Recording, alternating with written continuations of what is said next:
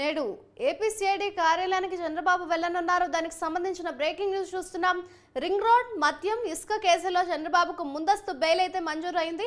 అయితే దర్యాప్తు అధికారికి పూచీకత్తును సమర్పించాలని హైకోర్టు ఆదేశించడంతో పూచీకత్తును సమర్పించనున్నారు టీడీపీ అధినేత.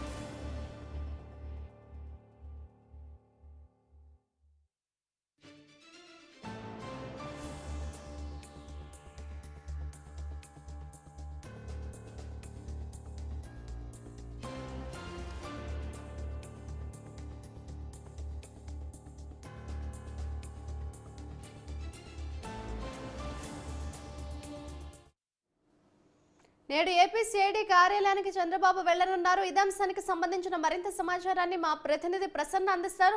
ప్రసన్న, చెప్పండి, ఇవాళ ఏపీసీఐడీ కార్యాలయానికి టీడీపీ అధినేత వెళ్లనున్నట్లుగా తెలుస్తుంది. అంటే ఎన్ని గంటలకు వెళ్లనున్నారు? షూరిటీకి సంబంధించి ఏ పత్రాలు సమర్పించే అవకాశం ఉందంటారు?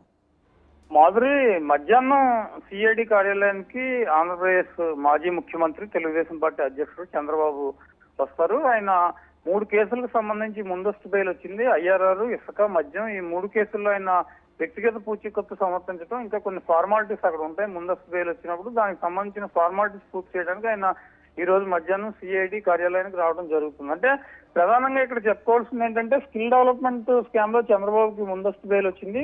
తర్వాత కొన్ని కీలక కేసులు ఆయన మీద నమోదయ్యా, వాటి మీద కూడా ముందస్తు బెయిల్ కావాలని అడిగారు. ఎందుకంటే ఆయన ప్రస్తుతం ఎన్నికల ప్రచారంలో ఉన్నారు, జిల్లాల వారీగా ఎన్నికల ప్రచారం చేసుకుంటూ ఉన్నారు.